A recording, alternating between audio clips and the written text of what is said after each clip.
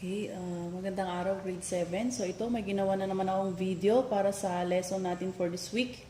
I hope na itong mga video na to ay makakatulong sa inyo upang maintindihan nyo yung inyong mga lessons. And kung wala kayong pang-download, pwede kayong lumapit dito sa school. Pwede nyong dalhin yung mga CP nyo through your parents para makuha nyo tong video na to via Share It. Okay, so ang lesson nyo ngayon is one of your lesson ay on laws of exponents. Okay, when we say law, ayan, law, ayan, anong ibig sabihin ng law na yan? So when we say law, ito yung mga rules, mga guidelines about exponents. So mamaya, i-explain natin kung ano ang ibig sabihin ng exponents. I hope na after this lesson is maintindihan nyo kung ano-ano yung mga laws of exponents natin. Okay, so let's move on. So, ano ba yung mga laws of exponents? Before we go on, I want you to understand first kung ano ang ibig sabihin ng word na exponent. Okay, so in this expression, meron tayong B dito, meron tayong X dyan na nakasulat sa medyo taas. Ayan, upper right corner. So, nakasulat yung ating X. Ano bang tawag natin kay B at ano ang tawag natin kay X? So, in that case, B is called the base. And X is called the exponent. So, kung meron tayong nakikita ang exponential expression, ang tawag natin dito sa expression na to is exponential expression. Yung nandito sa baba, ang tawag natin dyan ay base. Samantalang, itong nandito sa taas, ang tawag natin dyan ay exponent. Bakit ba may mga exponent? Ano ang ibig sabihin ng exponent? Ang exponent, yun ang nagsasabi sa atin kung ilang beses natin i-multiply sa base sa kanyang sarili. Okay, just like for example, ito, ano ibig sabihin ng x raised to 2? Ano ibig sabihin yan? Si x raised to 2, ibig sabihin, ita-times natin si x ng 2 beses. So, x times x. Wala na bang ibang example? O ito, meron pa tayong ibang example. Si 3 raised to 2, ibig sabihin yan ay 3 times 3. Hindi yan 3 times 2 ha, magkaiba yan.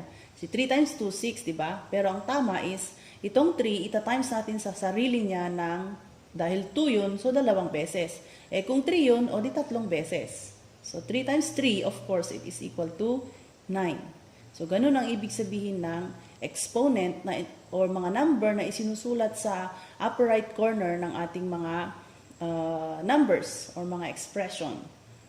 So, next, let's move on. What about y raised to 9? Anong ibig sabihin yan? Siyempre, pag y raised to 9, y times y times y times y hanggang 9 na beses. Pero actually, ito yung unang law of exponent natin. Yung ginawa natin kanina, actually, yun yung, ang in-apply natin doon is the first law of exponent. Ano ba yung first law of exponent natin? Ito yung tinatawag natin na n times. Ang ibig sabihin nun, if a base is raised to an exponent, then we will multiply the base by itself, depende kung ilan yung ating exponent. So, kung raised to 5 yan, so 5 times natin siya, ita-times. Kung raised to 10, di 10 times natin siya, ita-times sa kanyang sarili. Okay. So, may question ba kayo dito sa n times? I think that is just the definition of our exponent. So, let's move on. Next. What about this one? So, as you can see, dala-dalawa yung kanyang exponent. May exponent na siya dito, may exponent pa siya doon. Ano kayang gagawin natin dyan? Paano natin isosolve yan? So, pwedeng lang yan pag i-apply natin yung ating n times. Pero meron tayong law or guideline or rule na pwedeng i-apply dyan. At ano yun? Ito. It is the second law of exponent, which is this one. As you can see, this is the base, this is exponent, or this is, other word for exponent is power. Okay, this is a power, and it is raised to another power. So if a power is raised to another power is, anong gagawin natin? We're going to multiply those two powers. So m will be multiplied to n. Okay, so ang tawag dyan sa law na yan is power of powers. So kung sasagutan natin ito, 2 raised to 3 raised to another power which is 2, then ano mangyayari? It will be equal to 2 raised to 6. Bakit 6? Kasi magmumultiply ang dalawang exponent. So it will become 2 raised to 3 times 2 is 6. Okay, and what is 2 raised to 6? This means 2 times 2 times 2 times 2 times 2 times 2. And it is equal to 64. Okay. Next, what about dito sa number 2? So this means, this is 2 raised to 12. Bakit 12 yan? Kasi it's 4 times 3. So what is 2 raised to 12? That means, you're going to multiply 2 sa kanyang sarili or 2 times 2 hanggang 12 na beses. So it is equal to 4,096. Okay, what about sa number 3? That is x raised to 36. Bakit 36? Kasi 12 times 3 is equal to 36. Okay, so madali lang yan. Next, what about this one? Yan. So, ano ang napapansin nyo dyan? Ano ang pagkakaiba niyan doon sa nauna? Sa nauna kanina, ang exponent is na-erase siya sa another exponent. Samantalang dito, ano ang meron dito? As you can see, pare-pareho yung number na nandito. Ayan. 2 doon, 2 din doon. 3 dito, 3 din dito. X doon, X din dito. So, anong law ang pwede nating i-apply dyan?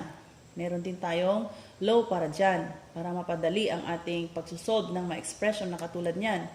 That, if a base is raised to an exponent, and it is multiplied to another base, which is the same with this base, itong nauna, and it is raised to another power, then, anong gagawin natin sa kanilang exponent?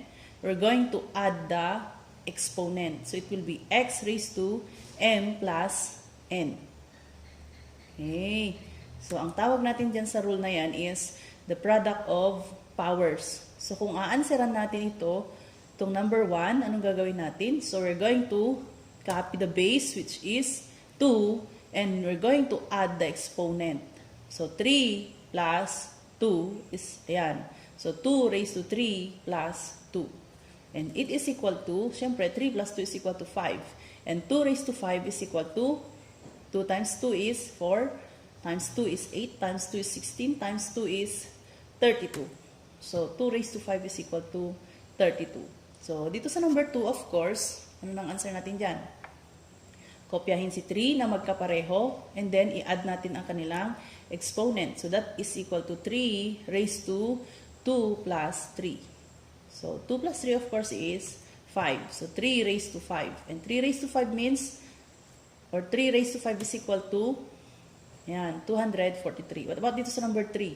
So, of course, copy x, and then 30 plus 42. So, that is equal to x raised to 72. I hope na madali lang yan. Next law. What about this one? Ano naman ang kaibahan nito dun sa mga naunang examples? So, as you can see, kanina, it is a product. Ngayon naman, it is a quotient. Ibig sabihin, kanina, tina-times, ngayon, dinidivide.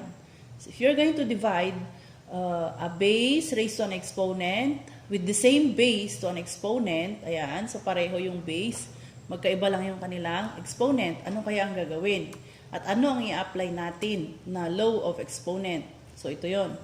Ayan. So, if x is raised to m is divided by x raised to n, then, kanina, kung mag-plus tayo, ngayon naman ay magma-minus tayo. So, this is x raised to m minus n. Okay. And that law is what we call as the quotient of powers. So, kung aanseran natin ito, anong mangyayari? We're going to copy that 2 raised to 7 minus 3. So, 7 minus 3, of course, is 4. So, 2 raised to 4 is equal to 16. Next, sa number 2 na tayo. X raised to 20. Ayan. So, yung 20, ima-minus natin sa 13. Ayan. And 20 minus 13 is equal to x raised to 7. Okay, next. What dito? So, this is y raised to 105 minus 87. And what is that? What is 105 minus 87? It is equal to x raised to 18. Okay, so that is actually the quotient of powers. Next. Okay, mabilis ba? I hope na nakakasunod kayo. Next, this one. O, ano naman ang napapansin nyo dyan? Anong kaibahan yan doon sa mga ini-evaluate natin kanina? Kanina, wala tayong exponent na ganito. So, anong ginagawa natin if an expression is raised to a zero exponent? So, meron tayong law dyan para sa exponent na na-raise siya sa zero. It says here, if x is raised to 0, then it is equal to 1. Hindi ang dali, di ba? This is the law for zero exponent. Na kapag ang expression is raised to a zero exponent, then it is equal to 1. So, anong answer natin sa number 1? Of course, it is equal to 1. What about sa number 2? Since this whole expression is raised to this zero exponent, then it is equal to 1. Okay, the same with this. Dahil ito, buong na-raise siya sa 0, then it is equal to 1. Okay, what about this? Yan. So, ang na-raise lang sa 0 is ito lang. Hindi buo. Hindi kasama si 2, hindi kasama si 4. Ibig sabihin, ito lang na base ang equal sa 1. So, 0 pa rin ba ang answer natin? So, ang correct answer is hindi ito equal to 1, kundi si x lang na nandito is yun lang ang equal to 1. So, magiging ganito. 2 times 1 plus 4. Bakit 1? Kasi ito raised to 0 and it is equal to 1. So, 2 times 1 is 2 plus 4 is equal to 6. Ayan. So, ang correct answer dyan is hindi 1, kundi 6. So, tandaan nyo yun ha. Kapag kung ano yung expression lang na na-raise sa 0, yun lang ang equal sa 1. Dito naman kasi, meron tayong open and close parenthesis, which means lahat yan is raised to an exponent which is 0. Kaya lahat yan is equal to 1. Samantalang dito, hindi lahat. Ito lang. Okay. Next, what about this one? Ayan. O, parang tapos na yata ito 2 raised to 5 over 2 raised to 9. Oh, pero kung mapapansin nyo kasi, di ba ang gagawin dapat natin dito is 2 raised to 5 minus 9. Pag susubtract natin yung kanilang exponent. Pero 5 minus 9 is equal to negative. So, anong gagawin natin pag negative yung kanyang exponent? So, meron tayong law for negative exponent, which is ito. If x is raised to negative exponent, then, ang gagawin natin is 1 over x raised to positive exponent. So, anong nangyari? So, ibig sabihin nitong law na to is kapag merong expression na na-raise sa negative exponent at nandito siya sa numerator, ilalagay lang natin siya sa denominator para maging positive ang ating exponent. At kung nandito naman siya sa denominator, ay ilalagay natin siya sa numerator para maging positive ang kanyang exponent. Okay, let's do this. So, this one, sabi ko nga kanina, this is 2 raised to 5 minus 9, applying our quotient of powers. So, 5 minus 9 is equal to 2 raised to negative 4. As you can see, this exponent is negative. At kung ito yung final answer natin, it will be wrong. Okay. So, dapat ito, isi-simplify pa natin siya. So, paano natin i-simplify? Paano maging positive ang ating exponent dyan? So, ang gagawin natin, di ba lahat ng expression or lahat ng number is over 1? So, kukunin natin yung kanyang reciprocal. Okay. So, this will be equal to 1 over 2 raised to 4. So, yan, naging positive na si 4. Pag inilipat mo na siya, pag kinuha mo na yung kanyang reciprocal, then magiging positive na ang kanyang sign. Hindi na siya negative. So, what is 2 raised to 4? It is equal to, hindi naman nasagutan. It is equal to 1 over 2 times 2 is 4, times 2 is 8, times 2 is 16. So, this is 1 over 16. Okay, so dito naman, x raised to 10 minus 13 is equal to x raised to, ayun, meron. x raised to 10 minus 13. So 10 minus 13 is equal to negative 3. Okay, so it is, yan. So as you can see, negative na naman yan. So ilalagay natin siya sa reciprocal or kukunin natin yung kanyang reciprocal para maging positive siya. So this will be equal to 1 over x raised to 3. What about dito sa number 3? Ayan, y is equal to 45 minus 49. So 45 minus 49 is equal to negative 4. So negative pa rin siya. So kung negative, kukunin mo yung kanyang reciprocal para maging positive siya. So it is 1 over y over 4. Ay, y raised to 4. Or y to the power of 4. Ganon yung ibang tawag dyan. Hindi lang raised to. Okay. Next. What about yan? Okay, so ano kayang i-apply natin dyan para masagutan natin yung problem na yan? To solve the problem, what law of exponents should be applied? So anong i-apply natin dyan? Ang i-apply natin dyan is, we're going to apply our power of powers. Okay, so actually, this is a power raised to another power. So i-apply natin yung ating power of power. So for number 1, ito, we're just going to distribute our exponent. So 2, ita-times natin sa exponent ni x. So kung walang nakasulat na exponent, the exponent is always equal to 1. So 2 times 1 will be 2, and 2 times 1 again here will be equal to 2. So ang magiging answer natin is equal to x raised to 2, y raised to 2. Okay, what about dito sa number 2? Ang mangyayari dyan is, madidistribute na mamultiply ang ating exponent na nandito sa labas. So, a raised to 2 times 7. b raised to 4, yung 4 na yan, ita-times natin sa 7. Yung 1 na exponent ni c, ay ita-times natin siya sa 7. So, it will be equal to a raised to 2 times 7. Ayan, b raised to 4 times 7. And then c raised to 1 times 7 is 7. Okay, so ano ang magiging final answer natin?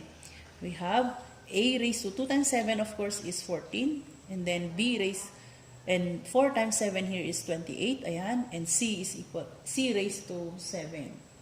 So, yan. Next, what about sa number 3? We have m raised to, ayan, i-distribute din natin yung negative 1 na yan. Negative 1 times, negative 3 times negative 1, ayan. And then 6 times negative 1. So, magiging m raised to negative 3 times 1 times n raised to 6 times negative 1. So, negative 3 times 1 is positive 3, and then 6 times negative 1 is negative 6. So, ito na ba yung final answer natin? I think hindi. Kasi, meron pa tayong exponent na negative. So, paano magiging positive ang ating exponent? So, para maging positive siya, ilalagay natin siya sa kanyang, sa baba or sa denominator. Kasi nasa numerator siya. Okay, so magiging, ang final answer natin ay magiging m raised to 3 over n raised to 6. Okay. Next, what about this one? So, the same with this. Kanina, nag-distribute tayo. So, ngayon, magdi-distribute din tayo. The only difference is, ito, naka-quotient siya. Kanina is product. Okay. So, ang i-apply natin dito is, power of power ba? Yes. Power of power at ang ating quotient of powers. So, i-distribute natin yung 2. So, a raised to 2, y raised to 2. And then, b raised to 4 times, ita-times natin dito. So, let's do it. Yan. So, yung 1 doon, maita-times siya sa 2, kaya a raised to 2 yan. Yung 1 dyan, maita-times sa 2, kaya y raised to 2. Okay. And then, next, ito. So, b raised to 4, maita-times siya sa 7, kaya 4 times 7. Okay. And then, c raised to 1, yung 1 dyan, ita-times natin sa 7, kaya 7 yan. So, what is 4 times 7? We need to simplify. b raised to 28 over 7. Next, we have this one. M raised to negative 3 over n raised to 6. Ayan, so still, i-distribute natin yung ating exponent. So, m raised to negative 3 times negative 1 is m raised to, ayan, negative 3 times negative 1. And then, 6 times negative 1. Okay. So, what is negative 3 times negative 1? It is positive 3. And 6 times negative 1 is negative 6. So, as you can see, n here ay 6 here is negative. So, paano naman siya magiging positive? So kung kanina, nandun siya sa numerator, para maging positive siya, is ilalagay natin siya sa denominator. Ito naman, nasa denominator siya, ilalagay natin siya sa numerator para maging positive siya. So ang magiging final answer natin is m raised to 3, n raised to 6. So ayan, I hope na na-explain ko ng maayos ang laws of exponents. So let's try. Try nga natin mag-solve. Ayan, so I have here problem. Ano kaya ang i-apply natin dyan sa number 1? I think parehong i-apply natin sa number 1, sa number 2, sa number 3, pareho din. Ayan. I have here 10 problems. Paano kaya natin yan aansiran? Ayan, so sa number 1, let's try it. We have 3 raised to 2 times, sa mathematics, dito sa high school, itong symbol na ito means times. You're going to multiply, pati yung parenthesis. That means multiplication. So 3 squared times 3 squared. So anong i-apply natin dito? Apply natin yung kapag magkapareho yung base, we're going to add the exponents. So anong mangyayari dyan? Kopyahin mo yung 3, ayan 3, and then i-add mo ang kanilang exponents. So 2 plus 2 will be 3 raised to 4. And what is 3 raised to 4? It is equal to 81. Okay, next. What is this? O, ito naman. So, the same. 5 raised to 2 times 5 raised to 4. So, copy mo yung 5 raised to, pag you're going to add the exponents. So, 2 plus 4. So, what is 2 plus 4? It is equal to 6. So, 5 raised to 6 is equal to 15,625. Next. Ito, I think the same yung i-apply natin. So, this is a raised to 5 plus 2 is equal to 7. Ayan. So, yan na yung final answer. Next. Ito, kakaiba. Paano yan? Merong 2 dito, may 4 dyan. Magkaiba. Ang magkapareho lang is yung S at saka yung S dyan. So, in this case, ang gagawin natin is ita-times natin yung 2 doon sa 4. So, 2 times 4 is equal to 8. And then, i-copy natin ngayon si S. Ayan. Tapos, saka natin i-add ang kanilang exponent. So, 2 times 4 is equal to 8. Ayan. S raised to 2 plus 7 is equal to 9.